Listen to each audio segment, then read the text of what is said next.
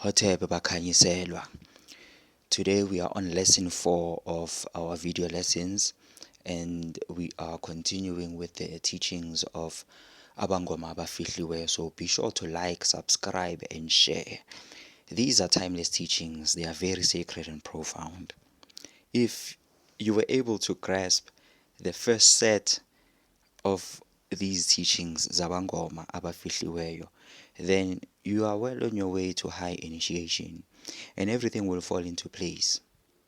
The elders would call these teachings Imfundiso Zembembe Nunu, the capstone teachings, the Ben teachings, because they represent the capstone of the pyramid, the teachings that completes the structure of the pyramid, right? These teachings neatly package everything into one complete package. The teachings are complete and they cover every aspect of the mysteries, just as the capstone covers all the aspects of the pyramid.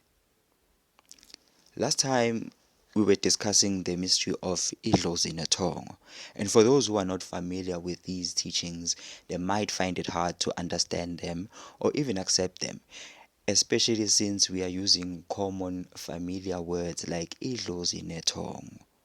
Many people already have ideas, right? Their own ideas uh, about these words.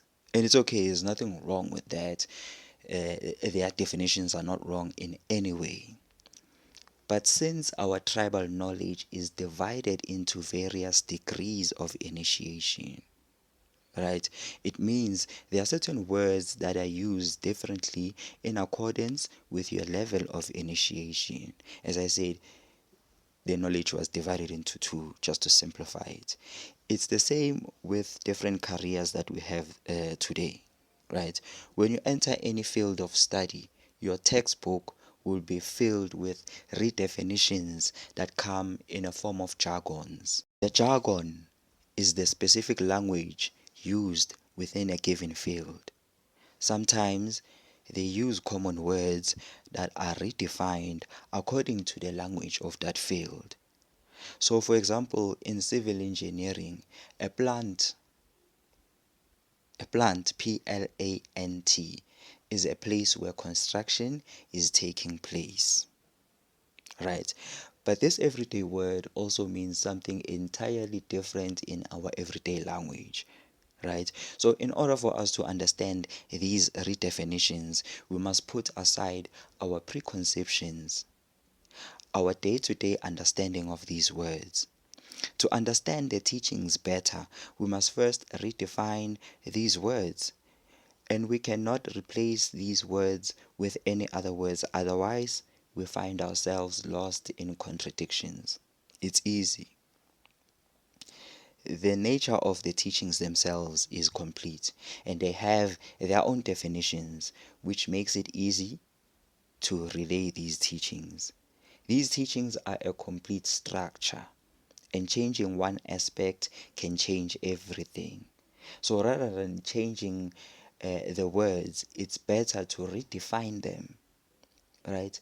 As the teachings demands us to do so. In fact, it allows us to do so. In doing this, we are being true to the spirit of the teachings. Now, on the previous lesson, we covered the fact that Idlozi is everything that we know. Itongo is everything that is unknowable. Itongo is unknowable. And every time we try to make it known, we remove it from the unknowable and we make it known. And when we make it known, it is no longer Itongo. It becomes Idlozi, part of everything that we know. So when we try to know Itongo, we get caught up in a vicious cycle where we try to pin down something that can never be pinned down, really. And this was the mistake of some of the many religions and traditions who tried to pin down the unknowable into mundane symbols. Also, many of the old initiates made the same mistake when they tried to relay what they saw in their visions to their fellow humans. Some ended up making interpretations when interpretations were not needed, or they did not seek for interpretations at a time when interpretations were needed, simply because they did not know and did not even care to know the difference between the known, the unknown, and the unknowable. Many initiates still make the same mistake when they try to interpret dreams that need no interpretation. And they end up getting lost, and much worse, they end up missing the message of the dream. Idlozi, on the other hand, is that part of us that we can know. And idlozi is actually that part we actually use to interact with the everyday world. We understand things through idlozi. We experience life through idlozi. Our idlozi is shaped by the experiences that we have, our memories, our desires, our thoughts, our fears, etc. All those things are contained in the self, in the personality, in the idlozi. So when I say idlozi is everything and itongo is everything, I'm not contradicting myself. When I say idlozi is the creator and itongo is the creator, I'm not being contrary, because itongo manifested the self and the self, on the other hand, manifested the world. Here I think is the right time for us to take a look at what uMkhanyiselwa Mandlalanga says about the mystery of creation, right? And how creation came about. So today, basically the topic for today is the mystery of creation.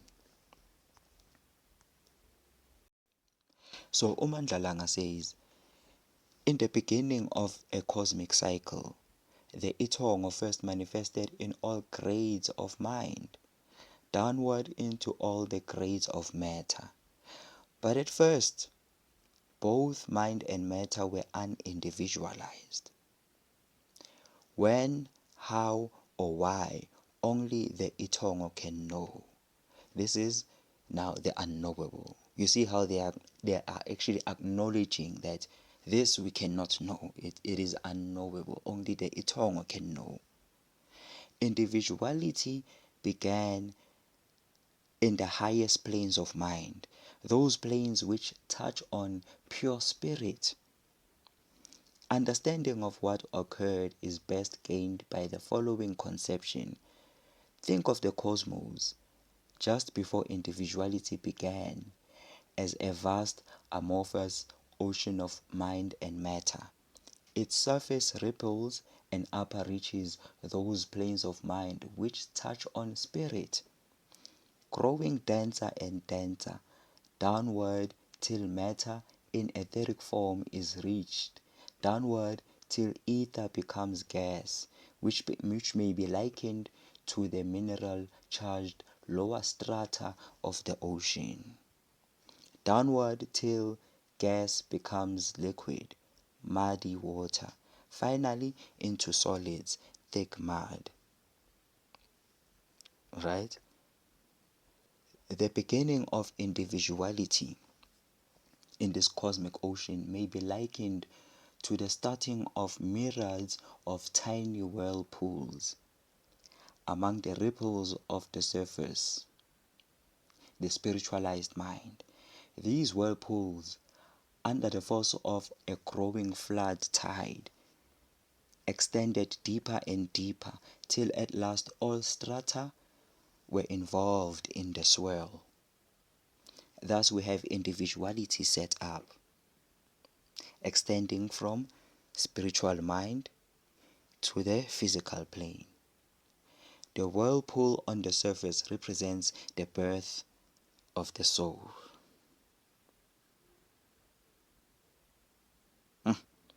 Its extension to the muddy depths represents the soul's descent into matter.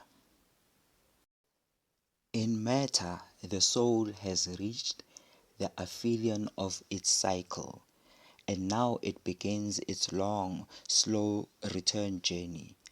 By the process of evolution, it climbs slowly upward from mineral to plant, from plant to animal, from animal to man.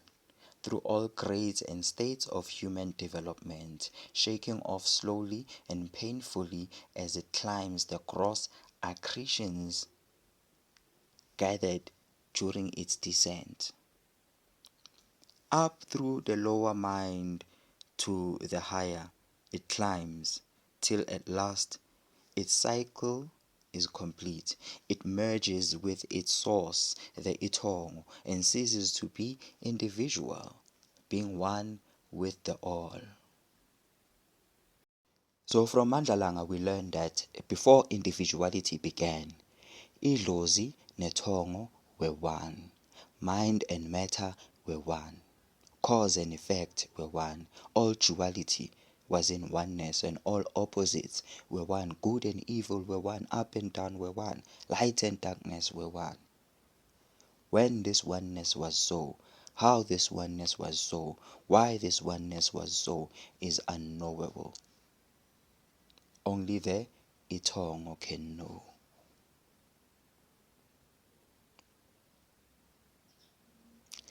He then likens the beginning of the cosmic cycle before individuality with an ocean. In an ocean, we have the ripples on the surface representing the highest dimensions, right? And the floor or the bed representing the lowest dimensions. Although the dimensions are manifested, they are not separated in this state because they are one and the same ocean. This is the representation of the state of oneness that Itongo was in before it manifested half of itself into Idlozi, individuality. We can add further clarification to this, but for now let us hear what Mandlalanga says. So Mandlalanga says, the beginning of individuality in this cosmic ocean may be likened to the starting of myriads of tiny whirlpools among the ripples of the surface, which is the spiritual mind. Right?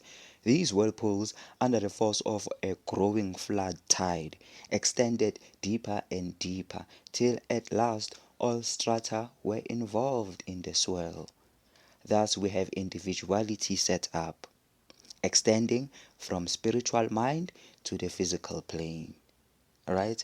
The whirlpool on the surface represents the birth of the soul. Its extension to the muddy depths represents the soul's descent into matter. In matter, the soul has reached the aphelion of its cycle, and now it begins its long, slow return journey. By the process of evolution, it climbs slowly upwards, from mineral to plant, from plant to animal, from animal to man, through all the grades and states of human development, shaking off slowly and painfully as it climbs the gross accretions gathered during its descent, up through the lower mind to the higher. It climbs till at last its cycle complete. It emerges with the source, the eternal, and ceases to be individual, being one with the all. Alright? So it climbs till at last its cycle complete. It merges with its source, the eternal, and ceases to be individual, being one with the all. So we must keep in mind, Bakhanyiselo, that when Mandlalanga talks about the soul, he is actually talking about Idlozi. And this is the secret that makes all the difference.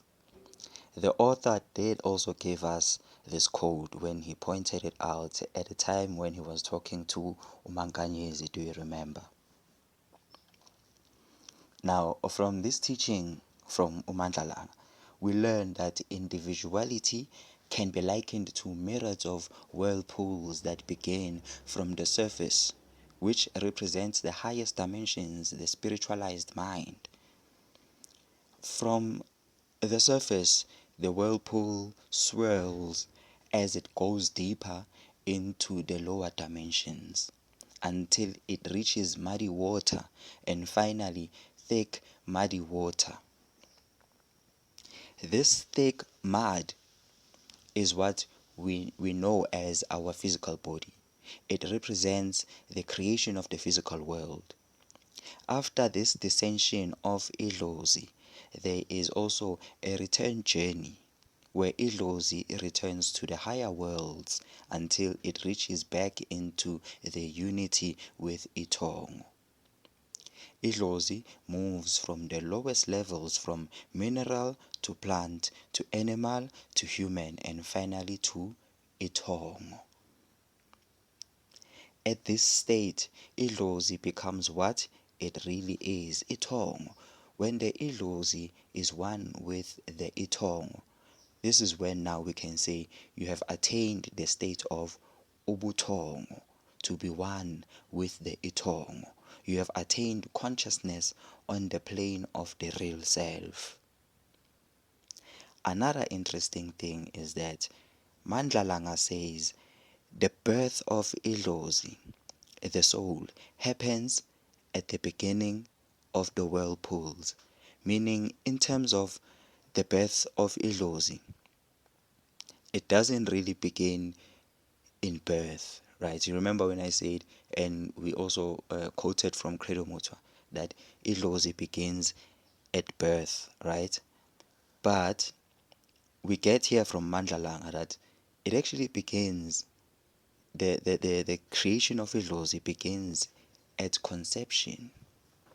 It begins at the highest levels of the spiritual mind. It doesn't begin with the physical body being birthed. So we are also getting here basically the extended version of what Credo Mutwa said about the Ena starting at birth. Although he's not mistaken at all, as he is also like he's agreeable with other Abangoma Bafihliwe, there are others that actually teach the same thing, that Idlozi actually begins at birth. But yes, the extended teaching would be the fact that Idlozi kahle kahle begins at conception and is shaped and formed by the conditions and experiences of that conception. Plus the 9 months, the 9 months experience of being in the womb, it does shape Idlozi. This is also where astrology comes in, right? Where the time of birth and conception would be considered. And from there, we also get two systems of astrology. A system that measures your astrology from your time of conception, and another system that measures your astrology from your time of birth. But obviously, many of our systems today are based on our time of birth. So this now also makes sense when Credo Mutwa teaches us that Idlozi starts at birth. He is in alignment with the astrological teachings. Mandlalanga's teachings would be accommodated by the type of astrology that begins from conception. It begins your time, it caters for your time of conception. Anyway, this is for another day. Let us come back to Mandlala. So from the teachings of Mandlalanga, we see that the system of Abangoma Abafihliweyo is the system that teaches about the mystery of the mind. That's why they speak of the higher grades of mind, the spiritualized mind, and the lower grades of mind, meaning creation is sourced from the mind. Therefore, all is mind, and when Itongo created, it created through the power of the mind or the knowledge of the mind. Ukwazi kwesithabango, ukwazi kwesicabango. Hence we say Itongo is dreaming everything. It is continuously dreaming creation into being. The minute it stops dreaming, creation ceases to be. Right? And Mandlalanga says, in the beginning of creation, or in the beginning of the cosmic cycle, the Itongo first manifested in all the many grades of mind, downward into all grades of matter. So basically, when Itongo manifested it manifested into all dimensions, from the higher dimensions to the lower ones. It also manifested in matter as matter. But first, mind and matter were unindividualized, meaning at first the dimensions were not separated, right? The matter was not separated from the mind. Or we can also add that the up was not separated from the down. The left was not separated from the right. The good was not separated from the evil. The light was not separated from the dark. There was no separation and no individuality, and yet mind and matter were manifested in unity. When and how or why, only the Eternal can know.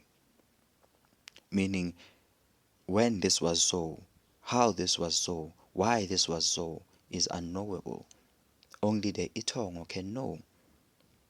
But what we do know is that after that, individuality began, and individuality began in the highest grades of mind, those planes which touch on pure spirit, meaning self, you know, or the self or idlozi is manifested in the highest dimensions, those dimensions which touch on pure spirit, and this is the level of Itongo basically. What we are learning here is that when Itongo manifested, it manifested into unity, and yet within this unity there were two aspects of itself, meaning that creation does come in pairs. So the oneness was a unity between the two sides. The oneness was the unity between Idlozi and Tongo. In the beginning of the cosmic cycle, Idlozi and Tongo were one. When this was so, how this was so, why this was so is unknowable. Only the Itongo knows. And in that state where Idlozi and Itongo are one, there's no individuality, there's no separation, there's only unity. So after this state comes separation, when Idlozi separated itself from Itongo, or Itongo differentiated itself and became Idlozi.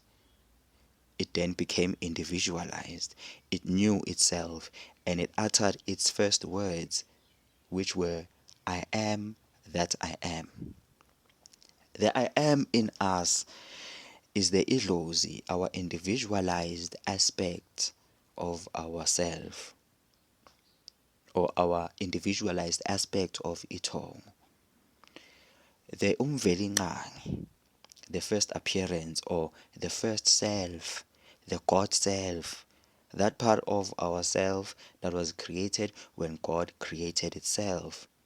That's why I said God is part of Idlozi. This is why I also spoke about how Aten is Atin, Amen is Amen, Amen, Morena, that which is us. And when Idlozi manifested, it left half of itself in the unmanifested state. Do you remember that? In that unknowable unity. When Idlozi manifested itself, it also kept its awareness with divine unity in consciousness. So it was aware of where it comes from. It was aware of its divine unity with Itongo. When Idlozi manifested itself, yes, it kept its awareness. It didn't really forget itself. So this Idlozi, which is your actual higher self, is in divine unity and it is aware of itself. It is the closest thing to Itongo, though it is separated from it. When Idlozi appeared, it had to create a body so that it is individualized from everything else. Right? That is its other aspect. The other aspect of the manifested spirit, which is usually described as a spark. But when we take a closer look at this spark, we realize that it is not really a spark. Well, it is, but it is actually an orb. It is a sphere or a shining egg, but we are not there. I just want us to finish up what Mandlalanga says. So I just saw that we've basically covered everything for today, and we've come to the end of our lesson basically, and we shall continue with man and his destiny, which is the next topic that Mandlalanga talks about on this PDF. And if you don't have the PDF, I suggest that you get it. And in fact, I'm gonna try to also hook up a link on the description, and then you can just click on that link and download the whole PDF. It's not even a lot. It's like 8 pages or something. It's like a very few pages. So yeah, and even if you are currently finding it difficult to put everything into order, it's okay. It's okay. Just bear with me. There will be a time when I will, further explain all these other things. It's just that for now, we are trying to stick to the teachings themselves as they are given by Omandlalanga Nabomankanyezi. Right. So for now, don't forget to like, subscribe, and share. Ciao.